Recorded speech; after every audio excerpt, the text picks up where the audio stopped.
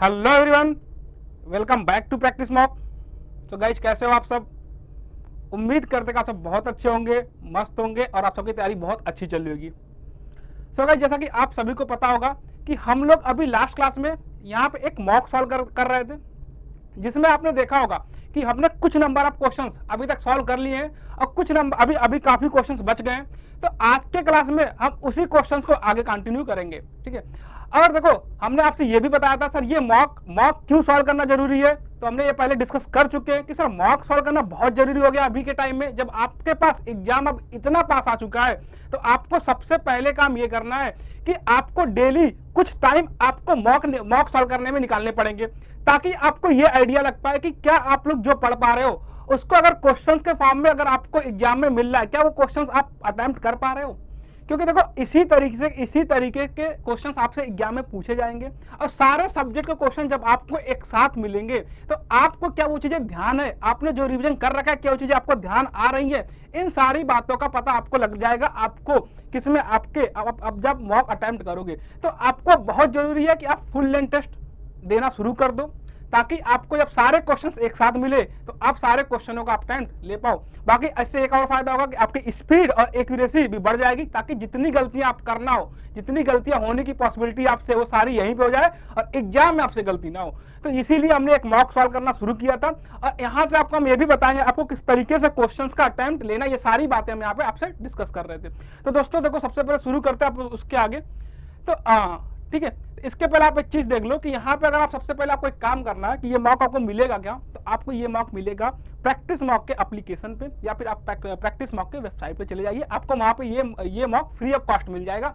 उसके लिए आपको क्या करना है, आप जब प्रैक्टिस मॉक के वेबसाइट पे जाओगे, टेस्ट वाले सेक्शन में जाओगे तो आपको सिविल और मैकेनिकल दोनों का आपको सेपरेट टेस्ट सीरीज मिल जाएगा, जिसमें आपको क्या करना, सबसे पहले आपको एसएससी वाले सेक्शन पे जाना है। एसएससी जेई वाले सेक्शन पे आप चले जाओगे, एसएससी जेई सिविल, यहाँ पे आपको SSC JE CE mock test, आपको total 10 number of mock test available है वहां पे, जिसमें से आपको क्या पहला मॉक टेस्ट जो होगा वो आपको पहला क्या होगा, फ्री ऑफ कॉस्ट है, आप इसको अटेम्प्ट ले सकते हो। बाकी अगर आपको अपनी प्रैक्टिस और ज्यादा इनहेंस करनी है, उसके लिए आप एक काम कर लो कि आप क्या करो, यहाँ पे एसएससी जेई की टेस्ट सीरीज है जिसमें आपको टोटल 10 नंबर ऑफ मार्क्स मिल जाएंगे। उसमें आपको क्या करना, तो इसमें अगर आपको एसएससी जेई की बात किया जाए, एसएससी जेई में जो अगर आपको पेपर 1 के लिए, केवल पेपर 1 के लिए अगर आपको मॉक देना है, उसके लिए जो प्राइस है वो 399 है। और बाकी अगर आपको पेपर 1 और पेपर 2, जैसा कि आपको पता होगा कि अब एसएससी जेई का पेपर 2 का भी डेट आ चुका है, तो अब आपको उसकी भी प्रिपरेशन साथ साथ में करनी पड़ेगी, क्योंकि देखो दोनों सीबीटी इन नेचर है। अगर दोनों सीबीटी इन नेचर है तो आपको दोनों प्रैक्टिस एक साथ किया जा सकता है आसानी से। तो आप एक काम करो, अगर आपको चाहिए कि नहीं सर हमको पेपर 1 और पेपर 2 दोनों की प्रैक्टिस करनी है, तो आपके लिए एक और पैकेज है जिसमें आपको दोनों पेपर मिल जाएंगे और ये जो प्राइस है वो 799 है। तो ये चीज आप ये टेस्ट सीरीज परचेज कर सकते हो। बाकी गेट वालों के लिए भी सिविल और मैकेनिकल में 1199 1199 टेस्ट सीरीज है। और इसरो वाले खास करके मैकेनिकल के लिए इसरो के लिए भी टेस्ट सीरीज आपके पास यहाँ पे देखने को मिल जाएगा 399, आई थिंक 399 का, ठीक है, इसरो का 399 का टेस्ट सीरीज है, जिसमें बहुत अच्छे तरीके से क्वेश्चन को डिजाइन किए गए, एकदम प्रॉपर इसरो का पैटर्न देख के उस तरीके से हमने क्या किया, टेस्ट सीरीज आपके लिए डिजाइन किया। तो आप एक काम करो, ये टेस्ट सीरीज आप जल्दी से जल्दी परचेज कर लो, अगर आपको और भी ज्यादा प्रैक्टिस को अपने इनहेंस करना है और अच्छा से अच्छा स्कोर अगर आपको एग्जाम में करना है, तो आपको ये काम तो करना ही पड़ेगा। बाकी हम सीधे आते हैं अपने किस पे, पहले मॉक पे। हम लोग पहला मॉक अटेम्प्ट कर रहे थे जिसमें अपन I think 23 number of question अपन अटेम्प्ट कर चुके थे, ठीक है। अच्छा लास्ट क्वेश्चन अपना नहीं 23 से ज्यादा हो गया था मुझे लगता है, नहीं 23, ठीक है 23, ये 23 नंबर ऑफ क्वेश्चन, कितना ये टेक्निकल में 23 नंबर ऑफ क्वेश्चन अपन अटेम्प्ट कर चुके थे। अब हम क्या करेंगे, उससे आगे के क्वेश्चन आज अटेम्प्ट करने वाले हैं, ठीक है। तो देखना क्या, तो सीधे अपने क्वेश्चंस पे चलेंगे और ज्यादा एकदम डिटेल्ड डिस्कशन करेंगे, ताकि अगर आपको उस क्वेश्चन से रिलेटेड उसके आगे पीछे कुछ और भी अगर एग्जाम में पूछा जाए, आप वो भी उसका आंसर भी आप कर पाओ आसानी से। तो देखना तुम क्या करेंगे, पूरा डिटेल्ड एक्सप्लेनेशन यहाँ पे करते चलेंगे आपके लिए। तो क्वेश्चन क्या है, the flow will be super critical state in the following profile, ठीक है। आपसे ये पूछा गया है, नीचे ऑप्शन में प्रोफाइल गिवन है, आपसे ये पूछा गया है बताओ किस प्रोफाइल के लिए जो आपका फ्लो होगा वो सुपर क्रिटिकल कंडीशन में होगा, ठीक है। तो आपसे पूछा जा रहा है कि नीचे ऑप्शन दिए हुए, नीचे ऑप्शन में बहुत सारे प्रोफाइल मेंशन है, आपको ये बताना है कि किस प्रोफाइल में फ्लो सुपर क्रिटिकल होगा। इसके लिए आपको दो बात पता होनी चाहिए, पहला कि आप वो कंडीशन बता दो जब सुपर क्रिटिकल होगा फ्लो, या फिर सब क्रिटिकल होगा, या फिर क्रिटिकल होगा। दूसरा आपको ये प्रोफाइल ड्रॉ करने आनी चाहिए। जब तक आपको प्रोफाइल ड्रॉ करना नहीं आएगा आप क्वेश्चंस का आंसर नहीं कर पाओगे। अच्छा क्वेश्चन है इसलिए हम थोड़ा अच्छे से करेंगे इसको, ठीक है, टाइम देकर करेंगे। तो आप एक काम करो, आपको क्या करना इसमें आपको बताना है कि सबसे पहली बात आप ये बता दो सर, डिफरेंट कंडीशन आप मुझे बता दीजिए कि किस कंडीशन में फ्लो क्या होगा, सुपर क्रिटिकल होगा या सब क्रिटिकल होगा, फिर क्रिटिकल होगा। तो इसके लिए आप जल्दी से एक चीज ध्यान लो कि सबसे पहले अगर हम बात करें फ्लो की बात करें, क्या फ्लो की बात करें, ठीक है, सबसे पहले हम बात करेंगे किसी फ्लो की, ठीक है। तो ठीक है, आपका फ्लो या तो हो सकता है सब क्रिटिकल, या तो आपके पास क्रिटिकल हो सकता है, क्रिटिकल फ्लो हो सकता है, या तो हो सकता है आपके पास सुपर क्रिटिकल हो सकता है। ये तीन केस आपके पास बनते हैं, तो फ्लो सब क्रिटिकल होगा या फिर फ्लो आपके पास क्रिटिकल होगा या फिर फ्लो आपके पास सुपर क्रिटिकल होगा। तो ये कौन डिसाइड करेगा, ये डिसाइड करेगा फ्रॉड नंबर। कौन डिसाइड करेगा, ये आपको डिसाइड करके बताएगा फ्रॉड नंबर, ठीक है। फ्रॉड नंबर डिसाइड करेगा कि फ्लो कौन सा होगा, ठीक है। और फ्रॉड नंबर के साथ साथ आप एक और रिलेशन बता सकते हो, डेप्थ ऑफ द फ्लो बता सकते हो। डेप्थ ऑफ द फ्लो के रिस्पेक्ट में भी आप क्या कर सकते हो, इस फ्लो को डिफाइन कर सकते हो डेप्थ ऑफ फ्लो के रिस्पेक्ट में, ठीक है, depth of flow that is y. या फिर आप वेलोसिटी के रिस्पेक्ट में कर सकते हो, वेलोसिटी ऑफ फ्लो, या फिर आप स्लोप के भी टाइम में कर सकते हो, स्लोप, ठीक है, राइट। तो आपको एक बात देखो, अगर आप इतने तरीके से फ्लो को डिफाइन किया जा सकता है तो आप जल्दी से इन चीजों को कवर करना कि कैसे कर सकते हैं सर। देखो अगर फ्रॉड नंबर लेस देन 1 होगा, अगर फ्रॉड नंबर लेस देन होगा तो जो फ्लो होगा वो क्या होगा, अगर फ्रॉड नंबर लेस देन होगा फ्लो सब क्रिटिकल होगा, अगर फ्रॉड नंबर इक्वल टू 1 होगा तो फ्लो क्रिटिकल होगा, और सुपर क्रिटिकल की कंडीशन है कि फ्रॉड नंबर ग्रेटर देन 1 होना चाहिए, ठीक है। तो फ्लो कंडीशन कौन डिफाइन करेगा, ये डिफाइन करेगा फ्रॉड नंबर। अगर फ्रॉड नंबर की वैल्यू अगर लेस देन 1 होगा तो सब क्रिटिकल होगा फ्लो, अगर इक्वल टू 1 होगा तो क्या होगा, क्रिटिकल होगा, और अगर ग्रेटर देन 1 होगा तो सुपर क्रिटिकल होगा। और उसके साथ साथ अगर हम डेप्थ ऑफ फ्लो की बात करें तो सब क्रिटिकल कंडीशन में जो डेप्थ ऑफ फ्लो वाई की वैल्यू होता है ये ग्रेटर देन वाई सी होता है, इसके लिए y equal to y c होता है, इसके लिए वाई क्या होगा, y less than y c होता है। और अगर हम बात करें वेलोसिटी ऑफ फ्लो की तो velocity of flow less than V C होता है, यहाँ पे इक्वल टू वी सी होता है, और यहाँ पे क्या होता है, ग्रेटर देन वी सी होता है। इसी तरीके से अगर हम स्लो की बात करें तो एस क्या होता है, s less than s naught होता है, और देखना s less than s naught होता है, और यहाँ पे s equal to s naught होता है, और यहाँ पे एस क्या होता है, s greater than s naught होता है, ठीक है। तो फ्रॉड नंबर के लिए बस आपको ये कॉलम सबसे पहले पता होना चाहिए कि फ्रॉड नंबर कौन डिफाइन करता है, टाइप ऑफ फ्लो कौन डिसाइड करता है, ये करता है फ्रॉड नंबर डिसाइड करता है। अगर फ्रॉड नंबर की वैल्यू लेस देन 1 है तो फ्लो होगा सब क्रिटिकल, अगर इक्वल टू 1 हो जाएगा तो फ्लो क्रिटिकल होगा, और ग्रेटर देन 1 होगा तो सुपर क्रिटिकल होगा। और दूसरी बात, अगर हमें यहाँ से डेप्थ ऑफ फ्लो का रिलेशन पता करना है तो क्या करेंगे, आपको फ्रॉड नंबर पता होगा, इसके लिए क्या करेंगे सर, आपको क्या होगा, आपको फ्रॉड नंबर पता होना चाहिए। और फ्रॉड नंबर क्या होता है, फ्रॉड नंबर होता है कितना, v upon under root G Y. अगर आपको ये फॉर्मूला पता है फ्रॉड नंबर का तो आप एक चीज बता दो, आप एक काम करो, v को क्या लिख सकते हो, v को लिख सकते हो q अपॉन वाई, v को क्या सकते हो, q upon Y under root G Y, ठीक है, ये लिख सकते हो। अगर आप ये लिख सकते हो तो आप यहाँ से अगर हम एफ आर का स्क्वायर करें तो ये क्या जाएगा, ये हो जाएगा क्यू स्क्वायर अपॉन जी वाई क्यूब हो जाएगा, ठीक है। एफ आर स्क्वायर क्या हो जाएगा, एफ आर स्क्वायर हो जाएगा क्यू स्क्वायर अपॉन जी वाई क्यूब। और यहाँ से आप क्या कर सकते हो, और आपको पता है कि क्यू स्क्वायर अपॉन जी की वैल्यू जो होती है वो क्या होती है, वो होता है वाई सी का क्यूब होता है, क्रिटिकल डेप्थ का क्या होता है, क्यूब होता है। इसका मतलब क्यू स्क्वायर अपॉन जी, इसकी जगह आप क्या पुट कर सकते हो, इसकी जगह पुट कर सकते हो वाई सी का क्यूब, क्या Y C cube upon Y का क्यूब, ठीक है। इसका मतलब ये हो गया कि आप यहां से ये रिलेशन निकाल सकते हो कि अगर एफ आर की वैल्यू लेस देन 1 हुआ, उसके लिए y greater than y c होना पड़ेगा। देखो एक बात समझना, अगर एफ आर को लेस देन 1 होना होगा, अगर क्या होगा ना, अगर एफ आर को लेस देन 1 होना होगा तो इसके लिए क्या होना पड़ेगा, इसके लिए इस डिनोमिनेटर की वैल्यू इस न्यूमरेटर की वैल्यू से ज्यादा होनी पड़ेगी। इसका मतलब y की value greater than y c होना चाहिए, ठीक है। तो ये आप क्या कर सकते हो, यहां से ये चीज आप डायरेक्टली रिपोर्ट कर सकते हो और बाकी सबका रिलेशन क्या कर सकते हो, आसानी से बता सकते हो। देखो इसका मतलब ये होगा कि यहां से आप ये निकाल सकते हो कि अगर एफ आर लेस देन 1 होगा, इसका मतलब वाई क्या होगा, y greater than y c हो गया, ठीक है। ये बात आपको पता होना चाहिए।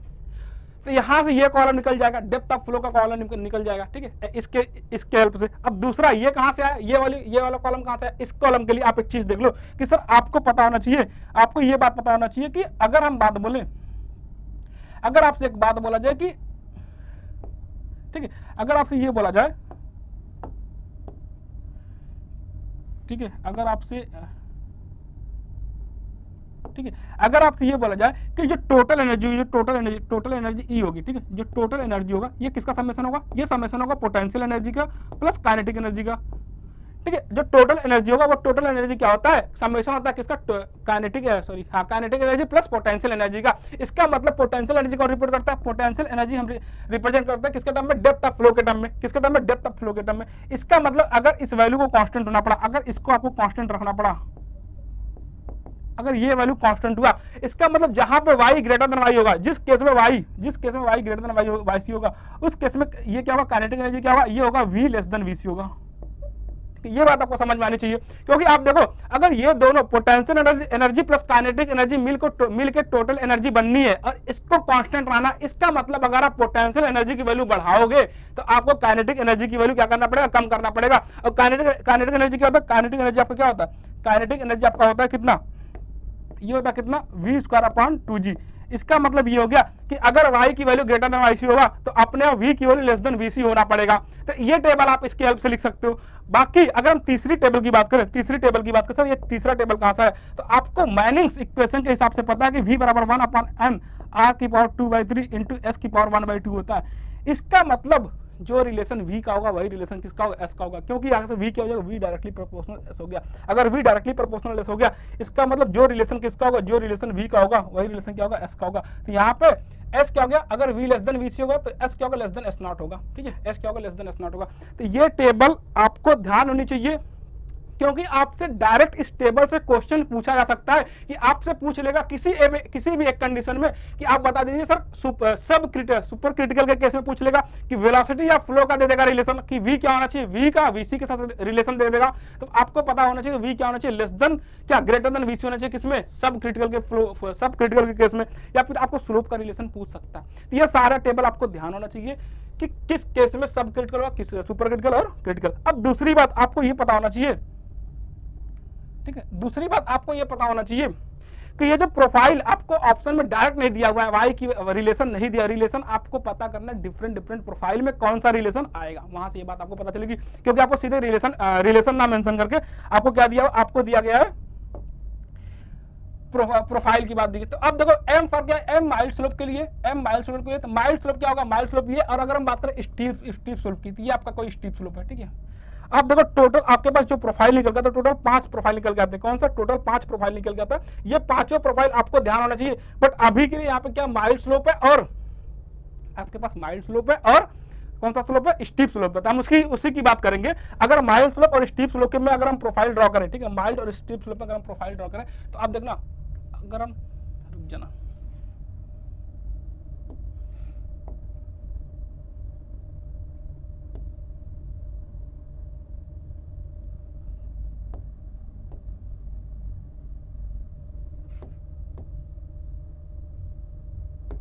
ठीक है, एक काम करना, अपने को प्रोफाइल ड्रॉ करना, कौन सा, आपको प्रोफाइल ड्रॉ करना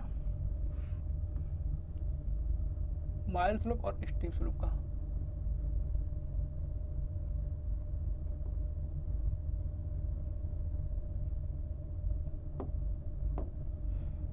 ठीक है,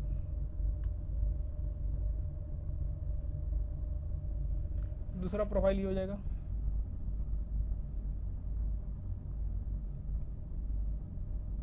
ये बात आपको ध्यान रखनी है कि जो प्रोफाइल होगा, अब अगर माइल्ड स्लोप की बात करें, किसकी, अगर हम माइल्ड स्लोप की बात करें तो ये जो माइल्ड स्लोप में ये लाइन जो नीचे वाली लाइन है वो कौन सी लाइन है, वो सीडीएल लाइन है। ये कौन सी लाइन है, ये सीडीएल लाइन है और ये एनडीएल लाइन है, ठीक है।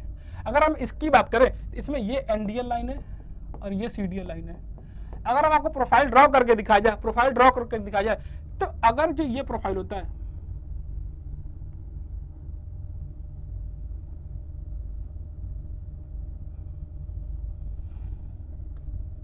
ठीक है, ये M1 है, ये M2 है और ये M3 है, राइट। अगर हम स्टीप स्लोप की बात करें, तो स्टीप स्लोप में जो प्रोफाइल बनेगा वो ये बनता है,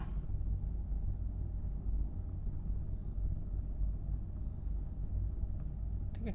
ये स्टीप स्लोप हो गया, ये S1 हो गया, ये S2 हो गया, ये S3 हो गया, ठीक है। अब दूसरी बात किया जाए, ठीक है, अगर हम दूसरी बात करें कि ये जो डेप्थ है सीडीएल की जो डेप्थ को हम क्या बोलते हैं, ये वाईसी होता है, ये क्रिटिकल डेप्थ वाईसी है, और ये जो टोटल डेप्थ ये क्या है, ये आपका डेप्थ कौन सा है, ये डेप्थ आपका वाई1, ठीक है, ये वाईसी है वाई1। और यहाँ पे क्या हो गया, यहाँ पे ये वाला डेप्थ, ये परपेंडिकुलर डेप्थ कितना हो गया, ये डेप्थ हो गया वाई1, और ये जो डेप्थ हो गया, ये डेप्थ हो गया वाईसी, राइट। ये टोटल डेप्थ कितना, ये डेप्थ है वाईसी, ठीक है। जो सीडीएल लाइन है, सीडीएल लाइन किसका डेप्थ है, वो डेप्थ ऑफ क्रिटिकल, वो क्रिटिकल डेप्थ है, और एनडीएल का वो नॉर्मल डेप्थ है, नॉर्मल डेप्थ लाइन है। इसका मतलब ये हो गया, आपको अब ये देखना होगा, आपको अभी हमने बताया, अभी हमने आपको बताया था कि अगर हमने अभी आपको बताया था क्या कि अगर वाई क्या होगा, अगर ठीक है, अगर ये वाई की वैल्यू ग्रेटर देन वाईसी हुआ तो ये क्या हो जाएगा, ये सब क्रिटिकल होगा, सब क्रिटिकल, ठीक है। दूसरा, अगर वाई इक्वल टू वाईसी हुआ तो ये क्या होगा, ये क्रिटिकल होगा। और अगर वाई क्या हो गया, अगर वाई लेस देन वाईसी हो गया, ये क्या हो गया, ये हो गया सुपर क्रिटिकल। तो सबसे पहले आपको ये पता होना चाहिए प्रोफाइल कैसे ड्रा होगा। अब एक बात बताओ, अगर आपका जो डेप्थ होगा, अगर डेप्थ ऑफ फ्लो यहाँ पे वाई m2 के लिए, क्या होगा, वाई की वैल्यू क्या होगा, अगर हम बात करें m2 के लिए, तो m2 के लिए क्या होगा, m2 के लिए वाई की वैल्यू क्या होगा, वाई की वैल्यू क्या ग्रेटर देन वाईसी होगा, वाई ग्रेटर देन वाईसी हो जाएगा। और क्या हो जाएगा, वाई ग्रेटर देन वाईसी होगा, लेकिन लेस देन क्या होगा, लेस देन वाईएन होगा, ठीक है। वाई क्या होगा, देखो यहाँ पे देखना, वाई जो होगा ये क्या होगा, ये ग्रेटर देन वाईसी होगा और लेस देन वाईएन होगा, ठीक है। अगर वाई ग्रेटर देन वाईसी हुआ, आपसे सुपर क्रिटिकल पूछा गया था क्या, वाई ग्रेटर देन, अगर वाई ग्रेटर देन वाईसी हुआ आपसे सुपर क्रिटिकल पूछा, ये सब क्रिटिकल हो जाएगा। अगर हम बात करें m3 की, अगर ये डेप्थ ऑफ फ्लो कहीं इस सेक्शन में आया, अगर डेप्थ ऑफ फ्लो अगर इस रीजन में आया तो वाई क्या होगा, वाई लेस देन वाईसी होगा और वाई लेस देन वाईएन होगा। अगर हम m3 की बात करें तो वाई क्या हो जाएगा, वाई लेस देन वाईसी और this YC less than YN, ठीक है। तो इसका मतलब ये होगा जो m3 प्रोफाइल हुआ इसमें वाई लेस देन वाईसी हुआ, m3 में वाई क्या होगा, वाई की वैल्यू लेस देन वाईसी होगा, ठीक है। तो इसका मतलब m3 किस में होगा, m3 सुपर क्रिटिकल फ्लो में होगा। अगर हम बात करें इसमें, अगर इस प्रोफाइल में देखा जाए, अगर इस प्रोफाइल में आप देखोगे तो अगर y की वैल्यू कब वाईसी से कम हो रहा है, तो अगर हम s2 की बात करें, किसमें s2 की बात करें, आप s2 में देखो, s2 कहीं यहाँ पे, तो s2 के लिए क्या y लेस देन वाईसी है, सिंपल सा बात है। s2 के लिए क्या y जो होगा, s2 y greater then YN है और लेस देन क्या, लेस देन वाईसी है, ठीक है। इसी तरीके से अगर हम S1 की बात करें, S1 में क्या होगा, अगर हम S1 नहीं S3 की बात कर लो, अगर आप S3 की बात करो, अगर आप इस रीजन की बात करोगे, इस रीजन में y क्या होगा, लेस देन वाईएन भी होगा और लेस देन वाईसी भी होगा। इस S3 के लिए क्या होगा, y क्या होगा, लेस देन वाईएन भी होगा, लेस देन वाईएन और लेस देन वाईसी। अब आप यहां से चेक कर सकते हो कि किस केस में y लेस देन वाईसी है। तो देखो, जब आप यहाँ पे होगे, इस रीजन में होगे तो y लेस देन वाईसी हो जाएगा। अगर आप यहाँ इस बार वाईसी यहाँ तक है, इसका मतलब चाहे आप इस रीजन में चाहे इस रीजन में, दोनों रीजन में क्या y लेस देन वाईसी हो गया। तो आपका पास कौन सा प्रोफाइल निकल गया जिसमें y लेस देन वाईसी होगा, y क्या होगा, वही सुपर क्रिटिकल फ्लो होगा। तो आपके पास जो प्रोफाइल निकल गया है, एक तो आपके पास ये निकल गया है S2, एक S3 और एक क्या हो गया, एक आपके पास क्या हो गया, y लेस देन वाईसी में एक आपके पास M3 हो गया, ठीक है। तो आपके पास M3, S2 और S3 हो गया। तो अब हम आते हैं अपने क्वेश्चन पे। क्वेश्चन क्या आपके पास है कि सुपर क्रिटिकल में कौन सा हो गया, एक तो आपके पास M3 हो गया, एक S2 हो गया, एक S3 हो गया, तो C ऑप्शन हो गया, ठीक है, C ऑप्शन हो गया। आपके पास कौन सा C ऑप्शन हो गया। अब ये चीज आप यहाँ पे चेक कर लो, ये टेबल आप देखो ध्यान दे लो, उससे बढ़िया टेबल आपको मैंने अभी बता दिया कि किस कंडीशन में कौन सा फ्लो होगा, ये आपको मैंने बता दिया। अब प्रोफाइल पे हमने आपको ड्रॉ करके बता दिया। तो ये क्वेश्चन आपके पास है आज का कि S2, S3 और M3 में क्या होगा, फ्लो क्या होगा, सुपर क्रिटिकल होगा, ठीक है। जल्दी से आते दूसरे क्वेश्चन पे, ठीक है। दूसरे क्वेश्चन पे आते, अगला क्वेश्चन क्या है, तो हम आते अगले क्वेश्चन पे। अगला क्वेश्चन क्या है, ठीक है। अगला क्वेश्चन भी आपसे इरिगेशन पे अच्छा सवाल है। क्वेश्चन पूछता है यहाँ से, आपसे पूछा जा रहा है वाटर एप्लीकेशन एफिशिएंसी के बारे में पूछा गया कि वाटर एप्लीकेशन एफिशिएंसी के बारे में पूछा गया कि वाटर एप्लीकेशन एफिशिएंसी क्या होता है। आप इस चीज को समझने के लिए मैं वापस एक काम करूंगा, आपको मैं सारे एप्लीकेशन एक बार में जल्दी से दिखा दूं। अगर तो आप एक चीज करना कि सारे एप्लीकेशन एक बार में देखना। आपसे पूछा गया वाटर एप्लीकेशन एफिशिएंसी, आपको इरिगेशन में टोटल 5 टाइप के एफिशिएंसी देखने को मिलेंगे। 5 टाइप के एफिशिएंसी आपको देखने के लिए मिलेगा। पहला क्या मिलेगा, पहला कन्वेंस एफिशिएंसी, पहला कन्वेंस एफिशिएंसी, ठीक है। दूसरा आपको मिलेगा वाटर एप्लीकेशन एफिशिएंसी,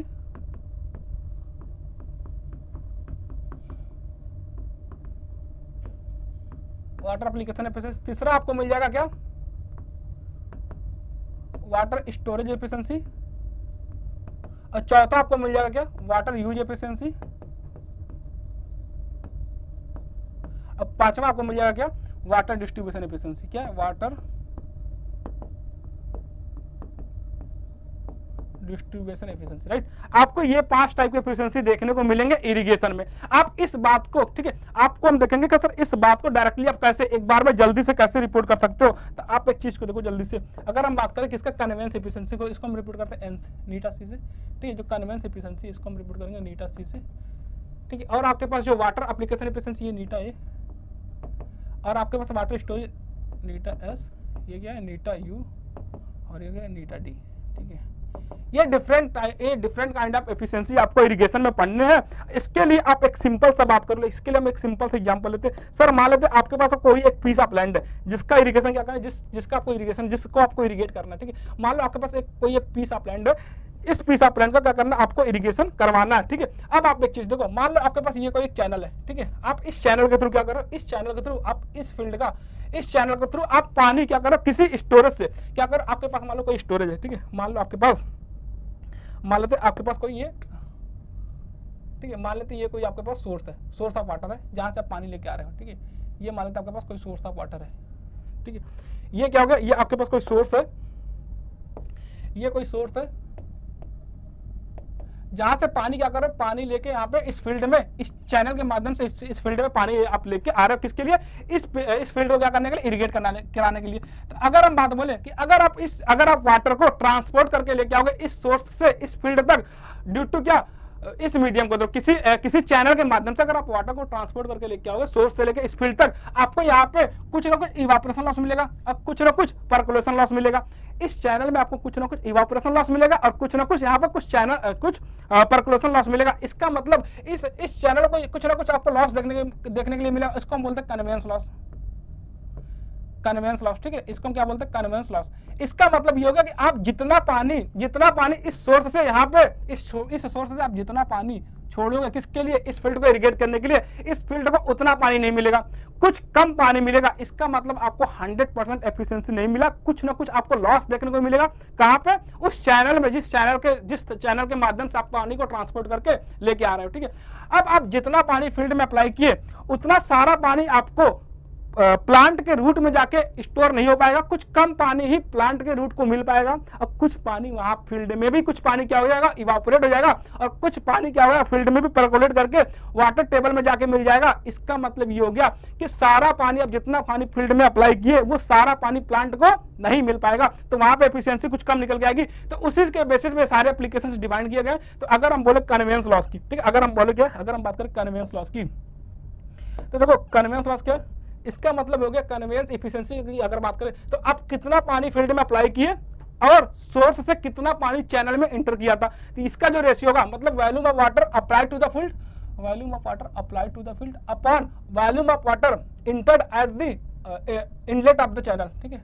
या आप कितना पानी सोर्स से आप चैनल में अप्लाई किए, इसका जो रेशियो होगा ये कन्वेंस एफिशिएंसी हो गया। अगर हम बात करें वाटर एप्लीकेशन एफिशिएंसी की, तो आप ये देख लो कितना पानी प्लांट के रूट जोन में स्टोर्ड हुआ और किसका रेशियो, सो वाटर एप्लीकेशन एफिशिएंसी होगा volume of water stored in the root zone, volume of water stored in the root zone to the volume of water applied into the field.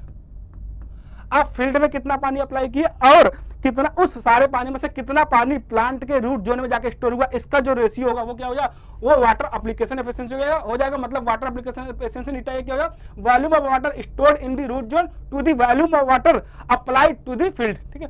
और water storage efficiency क्या हो गया, अब water storage efficiency क्या होता है कि ये रेशियो होता है किस बात का, ये रेशियो होता है कि volume of water stored in the root zone to the volume of water required in the root zone to bring the water table up to the field capacity. क्या मतलब हुआ, मतलब ये हुआ कि आप जब तक पानी अप्लाई नहीं किए थे फील्ड में, तब तक प्लांट में कितने वाटर की रिक्वायरमेंट थी कि जो वाटर टेबल, उस वाटर टेबल को फील्ड कैपेसिटी तक लेके आया जा सके। समझ रहे हो, मतलब टोटल कितना रिक्वायरमेंट था प्लांट को, ताकि उसका जो वाटर टेबल है, रूट जोन में जो वाटर टेबल है, वो क्या करे, वो उसके फील्ड कैपेसिटी तक पहुंच जाए। तो हमको जो वाटर जो रिक्वायरमेंट था, क्या जो ये क्या है, VRZ अपॉन, ये रेशियो होगा किसका, volume of water stored in the root zone to the volume of water required in the root zone to bring the water table up to the field capacity. Field capacity तक water table को लेके आने के लिए आप कितने water की requirement है, वो क्या था, VRRZ। तो ये हो गया किसका, ये हो गया वाटर, ये हो गया वाटर स्टोरेज कैपेसिटी, ठीक है। अब अगला क्या, water use efficiency. Water use क्या है कि कितना आप वाटर, कितना वाटर प्लांट यूज कर रहे हैं अपन कितना वाटर आपने फील्ड में अप्लाई किया, तो V U upon V Z हो गया, ठीक है। V U upon V Z हो गया। अगर हम बात करें एनडी का, तो ये कहता है 1 माइनस वाई अपन डी, ठीक है, 1 माइनस वाई अपन डी, ये क्या है इंटू 100, ठीक है, इंटू 100। ये हो गया क्या, ये हो गया water application, water distribution efficiency. तो आपका ये टोटल 5 टाइप के एप्लीकेशन, ये 5 टाइप की एफिशिएंसी आपको इरिगेशन में पढ़ने, इसमें से किसी पे भी क्वेश्चन पूछा जा सकता है कि कन्वेंस एफिशिएंसी क्या होगा, volume of water applied into the field to the volume of water entered at the channel, ठीक है। वाटर एप्लीकेशन क्या, volume of water stored in the root zone to the volume of water applied into the field, V R Z upon V F हो गया। Water storage क्या हो गया, volume of water stored in the root zone to the volume of water required such that the water table bring up to the field capacity, water table को field capacity तक लाने के लिए कितना water की रिक्वायरमेंट है। फिर क्या, water use efficiency V U upon V F, और वाटर डिस्ट्रीब्यूशन ही हो गया। तो आपसे इस पे क्वेश्चन पूछ सकता है। अभी आपके पास क्वेश्चन पे किस पे, अभी आपके पास जो क्वेश्चन है वो किस पे, अभी आपके पास जो क्वेश्चन है वो वाटर एप्लीकेशन एफिशिएंसी पे। क्या है वाटर एप्लीकेशन एफिशिएंसी, क्या हो गया, water deliver to the field to the and water diverted to the canal, गलत बात है। क्या हो गया वाटर एप्लीकेशन एफिशिएंसी, तो water stores in the root zone to the water delivered to the field, तो आपके पास कौन सा बी ऑप्शन हो गया, ठीक है, water stores in the root zone to water delivered to the field. तो ये सारे 5 एफिशिएंसी जो आपसे क्वेश्चन में पूछा जा सकता है, ये पांचों हमने डिस्कस कर लिया, ठीक है। अगला क्वेश्चन चेक करना, क्या अगला क्वेश्चन भी आपको इरिगेशन पे ही, आपको इरिगेशन पे अगला क्वेश्चन है, क्या पूछा जा रहा है आप चेक कर लो एक बार।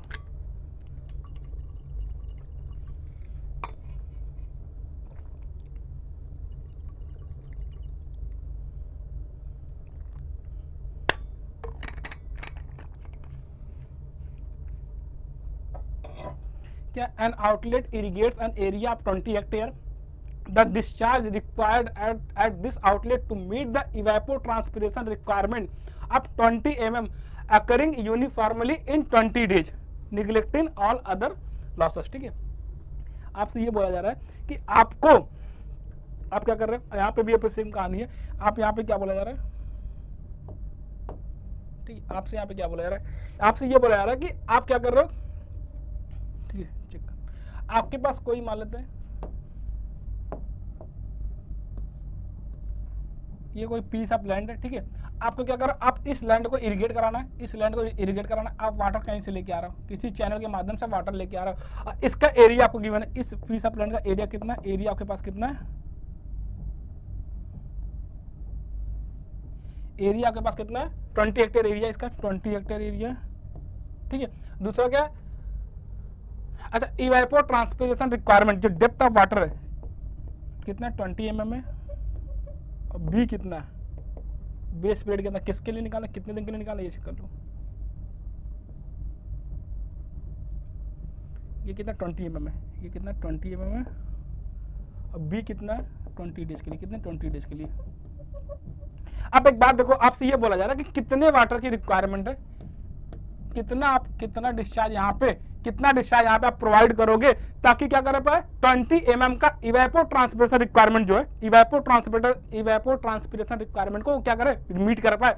इसका मतलब ये हो गया कि आपको कितने वाटर की रिक्वायरमेंट, आप ये चेक कर लो कि आपको कितना वॉल्यूम चाहिए पर यूनिट टाइम, क्या करना, कितना वॉल्यूम आपको प्रोवाइड करना पड़ेगा पर यूनिट टाइम, वही क्या हो जाएगा, वही इस चैनल का डिस्चार्ज हो जाएगा। आपको कितना पर यूनिट डिस्चार्ज चाहिए, क्या कितना per unit discharge, per unit volume of water चाहिए होगा, वही क्या होगा, वही हो जाएगा, डिस्चार्ज हो जाएगा। तो हमको क्या बताना, हमको बताना वॉल्यूम। आप बताओ कितना वॉल्यूम चाहिए होगा, किसके लिए, इवेपोर ट्रांसपिरेशन रिक्वायरमेंट के लिए, केवल किसके लिए, केवल 20 mm का जो इवेपोर ट्रांसपिरेशन रिक्वायरमेंट है उसके लिए आपको कितना डिस्चार्ज देना है, उसके लिए आप देख लो कितने वॉल्यूम की रिक्वायरमेंट है। अगर हम वॉल्यूम की बात करें तो 20 हेक्टेयर इंटू 10⁴ इतना मीटर स्क्वायर एरिया हो गया। कितने एरिया को आपको कितने एरिया को इरिगेट करना है, तो 20 इंटू 10⁵ मीटर स्क्वायर, ये मीटर स्क्वायर में हमने हेक्टेयर को क्या किया, हेक्टेयर को चेंज किया किसमें, मीटर स्क्वायर में। अगर आप हेक्टेयर को मीटर स्क्वायर में चेंज करोगे तो क्या करोगे 10⁵ से मल्टीप्लाई कर दोगे। अगला क्या होगा, into depth of water, depth of the water, कितना इवेपोर ट्रांसपिरेशन को मीट करने के लिए कितना डेप्थ ऑफ वाटर चाहिए, 20 mm का डेप्थ ऑफ वाटर चाहिए, तो 20 कर दो इंटू 10⁻³ कर दो, 20 इंटू 10⁻³ कर दो अपॉन टाइम, टाइम कितना कर दोगे बी कितना 20 डेज, अब डेज को कितना, हमको कितना चाहिए, हमको डिस्चार्ज चाहिए लीटर पर सेकंड में। अगर डिस्चार्ज लीटर पर सेकंड में चाहिए, इसका मतलब आपको वॉल्यूम को लीटर में पुट करना पड़ेगा और नीचे डिस्चार्ज को किस में करना, टाइम को सेकंड में। तो इसको सेकंड में कन्वर्ट कर दो, 24 इंटू 60 राइट। और अभी ये जो यूनिट है ऊपर जो आपने वॉल्यूम पुट कर रखा है वो किसमें, 20 हेक्टर को आपने मीटर में चेंज किया और डी को किसमें किया, मीटर में किया। इसका मतलब ये किसमें, मीटर क्यूब हुआ। अब मीटर क्यूब को आपको वापस किसमें कन्वर्ट करना, लीटर में कन्वर्ट करना। अगर आप मीटर क्यूब को लीटर में कन्वर्ट करोगे तो 10⁻³ से क्या करना पड़ेगा, मल्टीप्लाई करना पड़ेगा। ठीक है, आ रहा समझ में कि आपको मीटर क्यूब को किसमें करना था कन्वर्ट, लीटर में करना था, तो 10⁻³ से मल्टीप्लाई कर दिए। तो अब ये सारा किसमें, ये सारा जो वैल्यू आएगा किसमें आएगा, लीटर पर सेकंड में आ जाएगा। आप इसको सॉल्व कर रहे हो, कैसे सॉल्व करना है चेक करना। ये क्या करोगे, 10⁻3, ठीक है, 10⁻3, 10⁻3 ये कैंसिल हो जाएगा किससे, इससे कैंसिल हो जाएगा, ये इससे कैंसिल हो जाएगा। ठीक है, 10⁻3 कैंसिल हो गया, इससे कैंसिल हो गया। ठीक है, अगला चेक करना क्या, ये अब आपके पास कितना बच गया, ये 20 हटाओ, इस 20 से हटा दो। ठीक है, ये बच गया कितना, ये 2 बच गया। ठीक है, ये 2 बच गया। अब आपके पास कितना हो गया, इस 2 को भी कैंसिल करो, ये 10 बच गया। ठीक है, आपके पास कितना हो गया, 10,000 अपॉन कितना हो गया, 24 इंटू 6. ठीक है, ये कितना हो गया, 24 हो गया कितना, 96 अपॉन 4 कितना हो गया, कुछ इतने के आसपास आ जाएगा। ठीक है, ये तो बन रहा है, ये 6 इंटू 3 हो गया। और ये कितना बन जाएगा, ये बन जाएगा आपके पास कितना, 2 और 5 2.3 के पास, 2.3 के आसपास ये वैल्यू निकल के आएगी। तो इसका आंसर कितना जाएगा, ये इसका आंसर हो जाएगा कितना बी ऑप्शन होना चाहिए। बी ऑप्शन चेक कर लो कितना हो जाएगा, बी ऑप्शन होना चाहिए इसका, तो बी ऑप्शन इसका आंसर हो जाएगा। तो आपको तो करना यही है, कुछ नहीं करना है आपको। वॉल्यूम को किससे डिवाइड करना है, टाइम से डिवाइड करना है। आपके पास वॉल्यूम कैसे कैलकुलेट करोगे, एरिया ऑफ द लैंड को मल्टीप्लाई कर दो, कितने डेप्थ ऑफ द वाटर की रिक्वायरमेंट है इवेपोर ट्रांसपिरेशन को मीट करने के लिए, वो हो जाएगा कितना, उतना वॉल्यूम ऑफ वाटर रिक्वायरमेंट हो जाएगा। तो वॉल्यूम निकालने के लिए क्या कर दो, area of the land into इतना डेप्थ ऑफ द वाटर से मल्टीप्लाई कर दिए तो क्या हो जाएगा, वो वॉल्यूम निकल जाएगा। अपन टाइम का कर दो, टाइम पुट कर दो किसमें, सेकंड में, क्योंकि आपको रिपोर्ट किसमें करना है, आंसर को लीटर पर सेकंड में करना है। तो आप बस यूनिट कन्वर्जन पर ध्यान देना, यूनिट कन्वर्जन और कैलकुलेशन पर ध्यान देना कि आप अच्छे से कैलकुलेट कर पाओ, क्योंकि ये ऑप्शन बहुत पास में दिया तो आपको बहुत ध्यान से कैलकुलेशन करनी पड़ेगी। ठीक है, अगला सवाल चेक करना क्या, अगला क्वेश्चन चेक करना क्या, अच्छा सवाल है आपसे। ये क्वेश्चन एग्जाम में बहुत फ्रिक्वेंटली पूछा जाता है।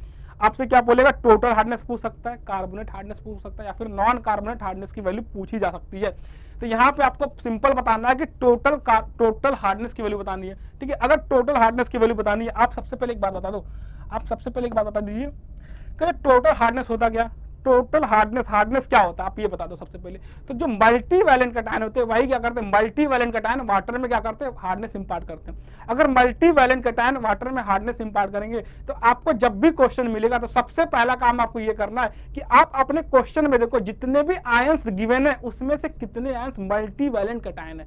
पहले तो कैटायन होने चाहिए और दूसरा क्या होना चाहिए, वो मल्टी वैलेंट कैटायन होना चाहिए, मतलब उसमें जो आयन पे जो चार्ज होना चाहिए वो 2 से ज्यादा होना चाहिए। ठीक है, ये बात आपको समझ में आना चाहिए कि अगर आपसे टोटल हार्डनेस पूछा जाए, आपको सबसे पहले आप ये चेक करोगे जो क्वेश्चन में जो आयंस गिवन है वो आयंस क्या मल्टी वैलेंट कैटायन है, क्योंकि केवल और केवल मल्टी वैलेंट कैटायन ही पानी में हार्डनेस कॉज करता है। तो आपको सबसे पहले ये चेक करना है कि कौन कौन से आयन मल्टीवैलेंट कैटायन है जो कि पानी में हार्डनेस कॉज करेंगे। आपके पास यहाँ पे केवल कैल्शियम आयन और मैग्नीशियम आयन है, दोनों डाइवैलेंट कैटायन, इसका मतलब दोनों हार्डनेस कॉज करेंगे। सबसे पहले बात ये क्लियर होगा कि दोनों तो हार्डनेस कॉज करेंगे।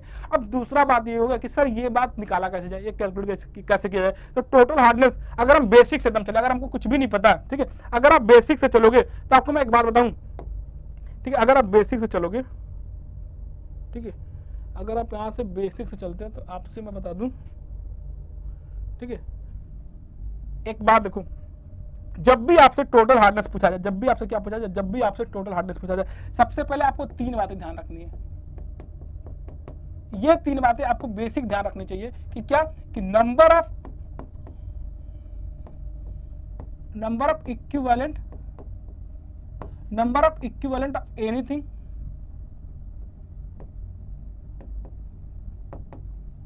इज इक्वल टू क्या होता है, number of equivalent of any other thing, number of equivalent of any other thing.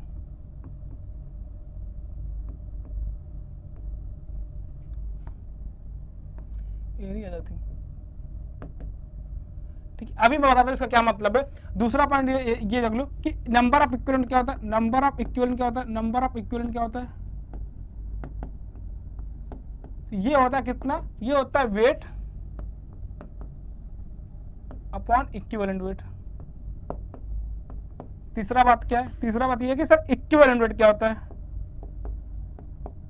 Equivalent weight क्या, ये होता है molecular weight upon number of valency.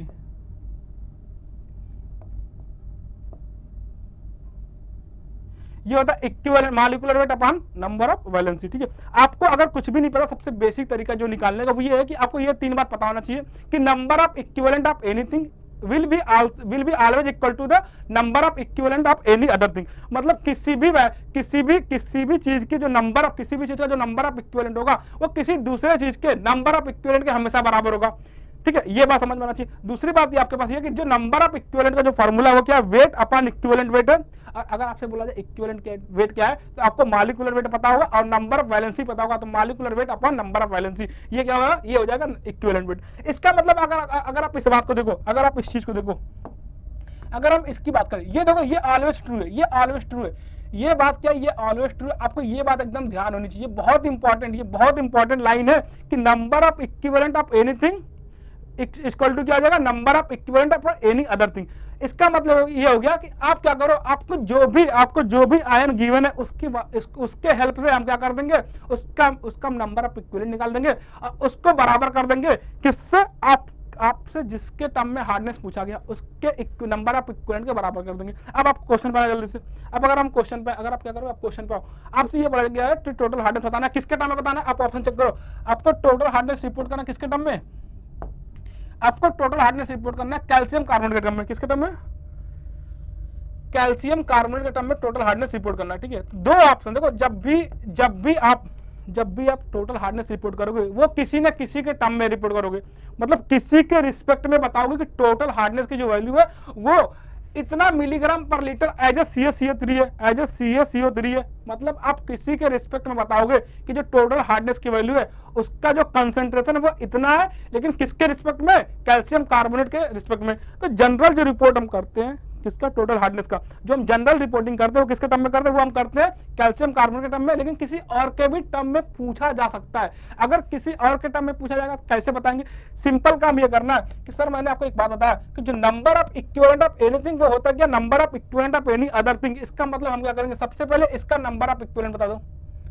आपके पास जो आयन गिवन है उसमें से जो आयन मल्टीवैलेंट कटायन है वो क्या करेंगे, वही हार्डनेस कॉज करेंगे। तो इसका मतलब क्या करना, मल्टीवैलेंट कटायन का क्या कर दोगे, नंबर ऑफ इक्विवेलेंट निकाल लोगे। इसका मतलब अगर हम बात करें टोटल हार्डनेस की, टोटल हार्डनेस की, तो ये जो टोटल हार्डनेस की वैल्यू निकल जाएगी, ये क्या हो जाएगा। अगर हम कैल्शियम आयन की बात करें, कैल्शियम आयन का वेट आपको गिवन है कितना, 40 मिलीग्राम पर लीटर, ये 40 हो गया, अपॉन क्या बताना हमको, नंबर ऑफ इक्विवेलेंट बताना। नंबर ऑफ इक्विवेलेंट क्या था, वेट अपॉन इक्विवेलेंट वेट। तो कैल्शियम का मॉलिक्यूलर वेट पहले पता कर लो, तो जो कैल्शियम का मॉलिक्यूलर वेट होता है वो होता है 40। अगर कैल्शियम का मॉलिक्यूलर वेट 40 है तो कैल्शियम का इक्विवेलेंट वेट कितना होगा, 40/2, क्योंकि नंबर ऑफ वैलेंसी कितना, नंबर ऑफ वैलेंसी 2 होता है कैल्शियम प्लस कैल्शियम आयन का। कैल्शियम आयन का नंबर ऑफ वैलेंसी का ये मतलब होगा कि कैल्शियम आयन पे टोटल कितने चार्ज हैं, ठीक है। कैल्शियम आयन पे कितना चार्ज है, 2 चार्ज है, कितना चार्ज है, 2 चार्ज है। इसका मतलब ये हो गया कि जो कैल्शियम आयन का इक्विवेलेंट वेट होगा वो क्या होगा, कैल्शियम आयन का मॉलिक्यूलर वेट 40/2 क्या होगा, नंबर ऑफ वैलेंसी। तो अगर हम बात करें कैल्शियम आयन का इक्विवेलेंट वेट होगा वो 20 होगा। आगे अगर हम बात करें मैग्नीशियम आयन का, जो मैग्नीशियम आयन का वेट दिया वो कितना दिया, 12 दिया हुआ है।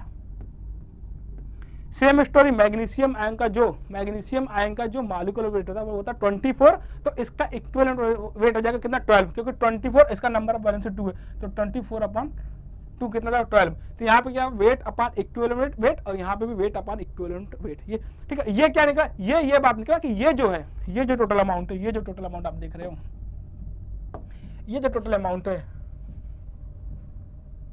ठीक, ये जो टोटल अमाउंट है, ये क्या, ये नंबर ऑफ इक्विवेलेंट है किसका, कैल्शियम और मैग्नीशियम का। ये नंबर ऑफ, ये क्या, ये number of equivalent of calcium plus ion and magnesium plus ion. अगर ये number of equivalent of calcium and magnesium ion है तो क्या हम इसको हमको रिपोर्ट कैसे अपन को आंसर रिपोर्ट करना कैल्शियम कार्बोनेट के टर्म में। तो यही जो नंबर ऑफ इक्विवेलेंट है किसका, कैल्शियम एंड मैग्नीशियम आयन को, इसको हम बराबर कर दें किससे, इसको हम बराबर कर दें नंबर ऑफ इक्विवेलेंट ऑफ किसके, कैल्शियम कार्बोनेट का, CaCO3 का। ठीक है, अगर आप कैल्शियम कार्बोनेट के नंबर ऑफ इक्विवेलेंट से मल्टीप्लाई कर दिए तो अब इसी बात को जो अभी तक आप ये बोल रहे थे कि ये जो वैल्यू है वो नंबर ऑफ इक्विवेलेंट है किसका, कैल्शियम और मैग्नीशियम के, तो अब हम इसी वैल्यू को ये बोल सकते हैं कि यही होगा number of equivalent of calcium carbonate. अगर यही value number of equivalent of calcium carbonate हो गया तो इसका मतलब अगर आपको कैल्शियम कार्बोनेट अब आपको कैल्शियम कार्बोनेट का वेट बताना, इसका मतलब आप क्या कर दो, इस number of equivalent of calcium carbonate में equivalent weight of calcium carbonate से मल्टीप्लाई कर दोगे। अगर आप क्या करते, अब हम इसमें इक्विवेलेंट वेट ऑफ किसका, equivalent weight of calcium carbonate CaCO3 से मल्टीप्लाई कर दोगे तो ये जो वैल्यू निकल के आएगा ये वैल्यू टोटल हार्डनेस की होगी और किसके टर्म में, कैल्शियम कार्बोनेट के टर्म में। इसका मतलब ये हो गया, ये कितना हो गया 2 हो गया और ये कितना हो गया, ये हो गया 1 हो गया इनटू कैल्शियम कार्बोनेट का क्या इक्विवेलेंट वेट। अब कैल्शियम कार्बोनेट का मॉलिक्यूलर वेट अगर आप निकालोगे तो 100 आएगा और इसका इक्विवेलेंट वेट कितना जाएगा 50 हो जाएगा, क्योंकि 100/2 कर दोगे, कितना 100/2 ये 50, ठीक कितना जाएगा, ये 3 × 50 कितना हो गया, ये 3 × 50 हो गया 150। ठीक है, सिंपल बात है, आप एक बात को समझो, आपको रटना नहीं है, इस बात को समझो कि अगर टोटल हार्डनेस, सबसे पहले ये चेक करो टोटल हार्डनेस को रिपोर्ट किसके टर्म में करना है। अभी आपको ऑप्शन में कैल्शियम कार्बोनेट गिवन है और जनरली हम कैल्शियम कार्बोनेट के टर्म में ही रिपोर्ट करते हैं, लेकिन सवाल बदल देगा।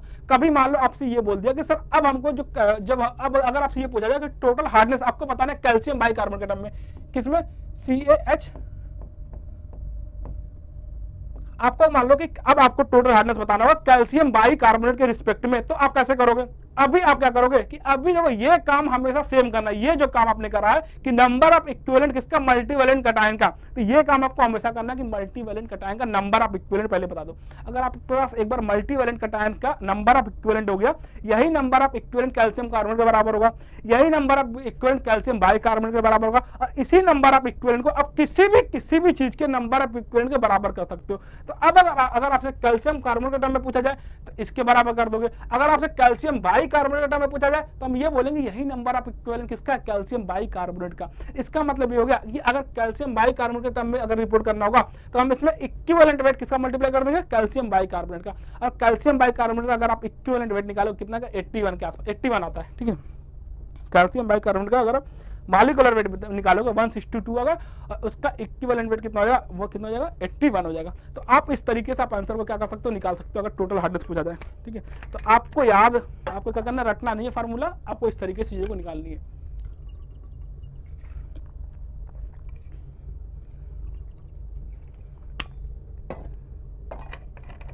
ठीक, आपको इस तरीके से निकालना है। अगला क्वेश्चन, तो इसका क्या हो जाएगा 150, तो कितना 150 मिलीग्राम पर लीटर कैल्शियम कार्बोनेट। ठीक है, अगला क्वेश्चन चेक करना सर, क्या इसका आंसर हो जाएगा ये, देखो सारा आंसर यहाँ पे सारा सोल्यूशन गिवन है। अगले क्वेश्चन बात है क्या, अगला क्वेश्चन क्या है, ठीक, अगला क्वेश्चन चेक करना क्या, which of the following treatment is specially applicable to the removal of taste resulting from the dissolved gas। ठीक है, डिजॉल्व गैस की वजह से जो टेस्ट आ रहा है, डिजॉल्व गैस की वजह से जो टेस्ट देखने को मिल रहा है उसको किसके हेल्प से हम क्या कर सकते हैं, रिमूव कर सकते हैं। तो आपके पास अगर डिजॉल्व गैस की वजह से जो टेस्ट वाटर में आ रहा है उसको रिमूव करने के लिए आपके पास जो सबसे सिंपल तरीका था वो क्या था, एरेशन था।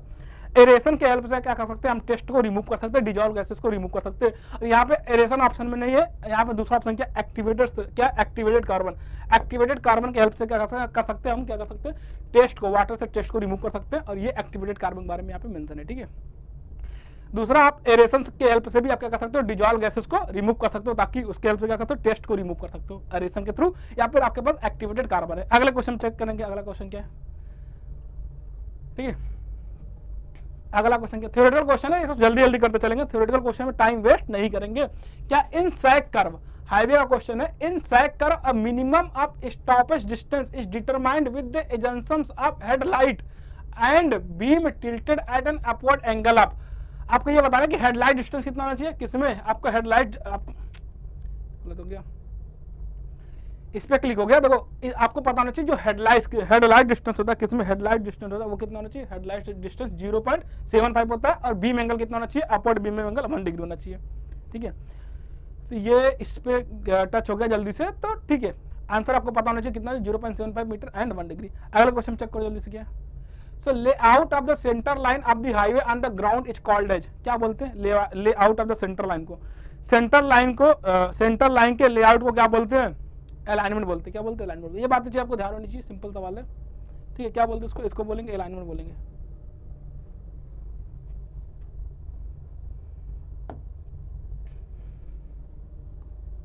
ठीक है, तो जो हाईवे पे जो सेंटर लाइन बनता है, सेंटर लाइन के जो जब अपन लेआउट करते हैं उस लेआउट को अपन क्या बोलते हैं, उस लेआउट को अलाइनमेंट बोला जाता है। ये चीज आपको ध्यान होनी चाहिए। अगला क्वेश्चन चलो जल्दी से क्या है। हाँ, if a rail track is laid with M+7 sleeper density and if the sleeper spacing is 650 mm and the width of the sleeper is 250, then what will be the minimum depth of the ballast cushion। ठीक है, ballast cushion का minimum depth कितना होना चाहिए, ये formula आपको ध्यान होना चाहिए कि जो बैलास्ट डेप्थ का जो मिनिमम डेप्थ होता है कितना होता है, डी की वैल्यू पता है, डी की वैल्यू मिनिमम डेप्थ कितना हो जाएगा, मिनिमम डेप्थ हो जाएगा S-W/T। ये फार्मूला आपको ध्यान होना चाहिए, S-W/3 S-W/2, जहां पे S क्या होता है, ये इसका होता है centre to centre spacing of the sleeper, s क्या होता है centre to centre spacing of the sleeper, जो आपको कितना गिवन है 650 mm, कितना given 650 mm, minus width of the sleeper कितना 250, विड्थ ऑफ द स्लीपर कितना 250 अपान कर दो 2, ये कितना जाएगा, ये कितना 400/2 कितना जाएगा 200। चेक करना अगला आंसर क्या आंसर हो जाएगा आपको पास 200 mm, चेक करना आंसर क्या हो जाएगा 200 mm हो जाएगा। तो आप क्या करोगे 200 mm ये हो जाएगा।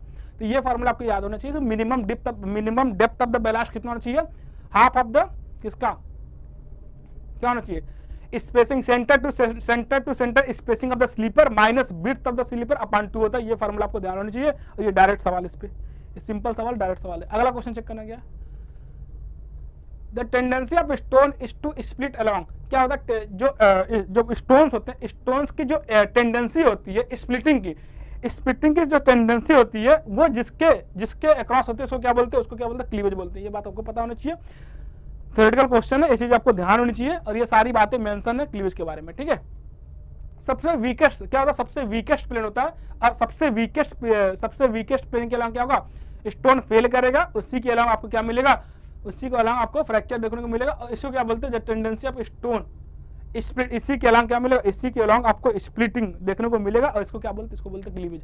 सबसे वीकेस्ट प्लेन होता है किसका, स्टोन का। ठीक है, तो क्या अगला क्वेश्चन क्या है, salt present in the brick earth में कॉज। ठीक है, ब्रिक का क्वेश्चन है कि salt present in the brick earth में कॉज। ठीक है, आपको अगर ब्रिक के अर्थ में, ब्रिक अर्थ का मतलब होगा कि जिस क्ले के जिस सॉइल के हेल्प से आप क्या बना रहे हो, ब्रिक बना रहे हो। ब्रिक का मतलब हो गया कि जब आपके पास ब्रिक बन के आ गया उसको हम ब्रिक बोलते हैं। अगर लेकिन ब्रिक अर्थ की बात बोला जाए तो जिस सॉइल के हेल्प से आप ब्रिक बना रहे हो, ब्रिक की मैन्युफैक्चरिंग जिस सॉइल के हेल्प से कर रहे हो उसको ब्रिक अर्थ बोलते हैं। और आपसे ये बोला जा रहा है अगर ब्रिक अर्थ में क्या प्रेजेंट है, साल्ट प्रेजेंट है।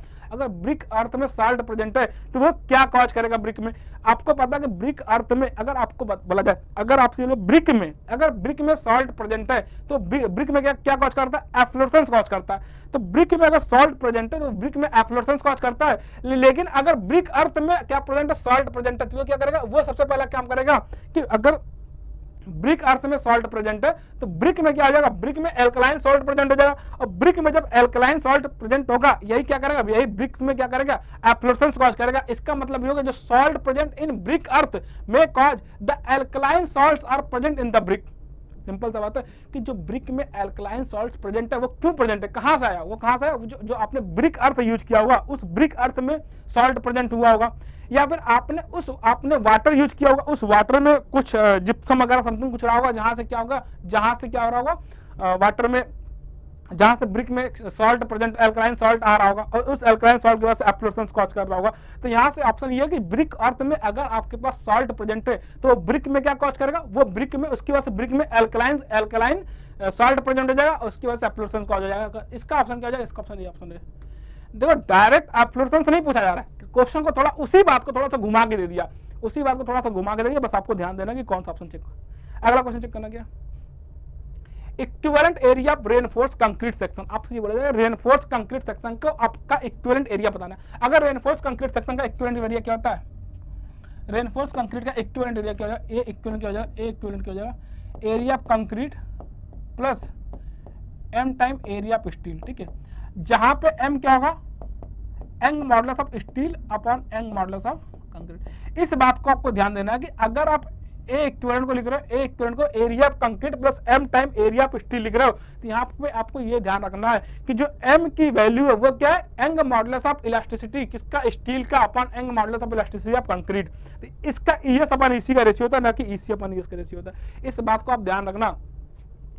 आप क्या किया, आप स्टील के एरिया को कन्वर्ट करवाओ किसमें, स्टील के एरिया को कन्वर्ट करवाओ किसमें, कंक्रीट के एरिया में। अब जब आप स्टील का इक्विवेलेंट एरिया, क्या मतलब है, आप जितना एरिया स्टील, ठीक है, देखो इसका क्या मतलब है, इसका कॉन्सेप्ट ये है ना कि आप ये देखो कि जब आपके पास कोई भी कंपोजिट मेंबर होगा, जैसे आपके पास आरसीसी एक कंपोजिट मेंबर है, जिसमें आपके पास एक मटेरियल आपके पास कंक्रीट का है, दूसरा मटेरियल आपके पास स्टील का। तो जब आपके पास कंपोजिट मटेरियल होगा तो उसमें स्ट्रेस वेरिएशन चेक करने के लिए, स्ट्रेन वेरिएशन चेक करने के लिए आपको जरूरत पड़ जाएगी कि सारे एरिया को किसी एक में कन्वर्ट कर दिया जाए, ठीक है। अब आप एक बात बताओ कि अगर हम स्टील और किसकी, कंक्रीट की बात करें, तो स्टील जो होगा, सेम एरिया का स्टील जो होगा वो ज्यादा स्ट्रेस क्या करेगा, वो ज्यादा स्ट्रेस वियर करेगा। अगर हम इस कंपोजिट सेक्शन पे फोर्स अप्लाई करें तो स्टील ज्यादा स्ट्रांग होता है। अगर ज्यादा स्ट्रांग स्टील होता है, इसका मतलब क्या होगा कि स्टील ज्यादा फोर्स शेयर करेगा। अगर स्टील ज्यादा फोर्स शेयर करेगा तो अब हमको एक बात बताओ कि सेम एरिया, अगर स्टील का एरिया कितना, एरिया एस है, ठीक है, अगर सेम लोड वियर करने के लिए आपको ज्यादा एरिया प्रोवाइड करना पड़ेगा कंक्रीट का, या अगर हम ये बोल रहे हैं कि इस स्टील को हटा के हमको क्या करना, इस स्टील को हटा के हमको कंक्रीट लगाना है, ठीक है। अगर आप इस स्टील को हटा के आप कंक्रीट यूज करोगे, इसका मतलब अब आपको एरिया ज्यादा यूज करना पड़ेगा, किसके लिए, ताकि वो सेम लोड कैरी कर पाए। तो अब आपको अगर ज्यादा यूज करना पड़ेगा तो m अपॉन AS करोगे, ये किसके बराबर होगा, ये AC के बराबर होगा। मतलब आप क्या करोगे, इस एरिया को हटा के, इतने एरिया को हटा के आप इतना अमाउंट ऑफ एरिया कंक्रीट का प्रोवाइड कर दो, वो क्या कर लेगा, वो इतना स्ट्रेंथ कैरी कर लेगा। अब इसका मतलब ये हो गया कि अगर आपको एरिया बढ़ाना, इसका मतलब m को क्या रखना पड़ेगा, m को बड़ा रखना पड़ेगा, 1 से बड़ा रखना होगा, m से ज्यादा रखना पड़ेगा। अब जब m से ज्यादा रखोगे, ये वैल्यू क्या, ES अपॉन EC, क्योंकि ES की वैल्यू क्या होता है, EC से बड़ा होता है, ES की वैल्यू क्या होता है, EC से बड़ा होता है। तो AC क्या हो जाएगा, m plus m into AS। तो जो एक इक्विवेलेंट हो जाएगा वो क्या हो जाएगा, पहले का कंक्रीट AC हो जाएगा, और आपने क्या किया, जो स्टील आपके पास है उस स्टील को m into AS amount of concrete से रिप्लेस करोगे, वही क्या बन जाएगा, एक इक्विवेलेंट बनेगा, जहां पे m क्या होता है, ES अपॉन EC होता है। इसका आंसर क्या हो जाएगा, आप चेक करना। तो ए इक्विवेलेंट कितना हो जाएगा, AC plus m time AS, ठीक है, area of concrete plus m time area of steel, ठीक है। अगला सवाल चेक करना जल्दी से। In critical section of beam, आपसे पूछा जाएगा in critical section of beam, ठीक है, क्रिटिकल सेक्शन के बारे में पूछा जा रहा है कि the full strength of steel in tension is not being utilised, the full strength of concrete in compression is not being utilised, the stresses developed in steel and concrete will simultaneously be the same as assumed in the design. बिल्कुल सही बात है कि जो stresses generate होगा steel और concrete पे, वो दोनों अपने मैक्सिमम वैल्यू पहुंचेंगे एक साथ, ठीक है। और ये सारी बात आपको पता है, ये आपको ये पता होंगी कि ये देखो क्या है, ये आपके पास कोई बीम का कोई क्रॉस सेक्शन गिवन हुआ है, ठीक है। अगर आपके पास क्या हो गया, अगर depth of the neutral axis जो होगा, depth of the neutral axis अगर एक्चुअल क्रिटिकल न्यूट्रल एक्सिस से कम डेप्थ पे हो तो ये क्या हो जाएगा, अंडर रेनफोर्स्ड बीम हो जाएगा। अगर क्या हो जाएगा, अगर वो depth of the neutral axis, actual depth of the neutral axis critical neutral axis के बराबर हो जाएगा, तो कौन सा हो जाएगा, वो क्या हो जाएगा, वो आपके पास क्रिटिकल हो जाएगा, क्रिटिकल सेक्शन हो जाएगा। और तीसरा क्या है, अगर आपके पास जो actual depth of the neutral axis है, अगर उसकी डेप्थ ग्रेटर हो जाए किसके, क्रिटिकल न्यूट्रल एक्सिस से, तो क्या हो जाएगा, वो क्या हो जाएगा, वो ओवर रेनफोर्स बीम हो जाएगा, ठीक है। और ये सारा वेरिएशन आपको यहाँ पे मेंशन, और ये सारी सिंपल बातें, सारी चीजें आपको पता होंगी। अगर नहीं पता है, एक बार आप सोल्यूशन में जाके इसको चेक करना, ठीक है। अगला क्वेश्चन चेक करना क्या, अच्छा आपके पास एक स्टील प्लेट दिया हुआ है, ठीक है, आपके पास एक स्टील प्लेट दिया, उसके केस में आपको क्या बताना है, आपको बताना है नेट सेक्शनल एरिया बताना है। तो नेट सेक्शनल एरिया का जो फार्मूला निकल गया वो कितना निकल गया, नेट सेक्शनल एरिया का जो फार्मूला ए नेट निकल गया वो बताना है। ए नेट क्या होगा, ए नेट क्या होगा, ए नेट होगा कितना, बी माइनस कितना n time d into t, आपको ये बताना है। बी कितना, बिट कितना, बिट स्टील प्लेट का बिट कितना 200 माइनस कितना नंबर ऑफ बोल्ट यूज हुआ, 1 नंबर ऑफ बोल्ट यूज हुआ, 1 नंबर ऑफ बोल्ट यूज हुआ, तो 1 इंटू। अब एक बात बताओ, अगर आपके पास नॉमिनल डायमीटर ऑफ बोल्ट कितना, नॉमिनल डायमीटर ऑफ बोल्ट कितना 16 mm है, और आपको टेबल अगर याद होगा तो आप यहाँ से निकाल पाओगे कि डायमीटर का कितना होगा, होल का डायमीटर कितना जाएगा 16 + 2 कितना जाएगा 16 + 2 दे दी 18 mm।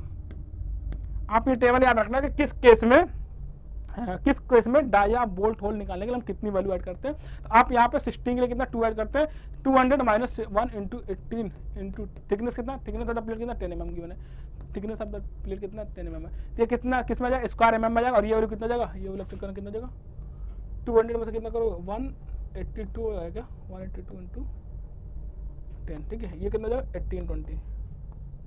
1820 mm इसका राइट। तो इसका आंसर क्या जाएगा, इसका आंसर होना चाहिए बी पार्ट होना चाहिए, देखिए करना हाँ बी पार्ट ही आंसर इसका ठीक है। ये सारे सिंपल सवाल है, क्या करोगे डायमीटर ऑफ बोल्ट पता क्या, डायमीटर ऑफ बोल्ट पता आपको पास क्या निकालना पड़ेगा, डायमीटर ऑफ बोल्ट होल निकालना पड़ेगा और ए नेट कितना है, ए नेट आप यहाँ से निकालोगे ठीक है। सिंपल सवाल है, चेक करना आगे चेक करते हैं। अच्छा fillet weld used for the joining the lapped plate are generally for the right angle triangle shape, the size of the fillet weld is specified. अच्छा साइड को किससे करते हैं, साइज फिलेट वेल्ड के साइज को किससे हम स्पेसिफाई करते हैं, जो ट्रायंगल फॉर्म होता है उसके smaller side of the triangle, smaller side of the triangle का ठीक है। इसका आंसर क्या है, इसका आंसर हो जाएगा बी सी पार्ट ठीक है। साइज की बात कर रहा है किसका, साइज ऑफ फिलेट वेल्ड, जो साइज ऑफ फिलेट वेल्ड होता है वो जो ट्रायंगल फॉर्म होता है, कहाँ पे जो ट्रायंगल फॉर्म होता है उसका जो स्मॉलर साइज है, ये ट्रायंगल जो फॉर्म होगा अगर ये फिलेट वेल्ड है इसका जो स्मॉलर साइज होगा, इस ट्रायंगल का जो स्मॉलर साइड होगा उसको क्या बोलते हैं, उसको हम साइज ऑफ वेल्ड बोलते हैं ठीक है। अगला सवाल जल्दी चेक करना क्या है,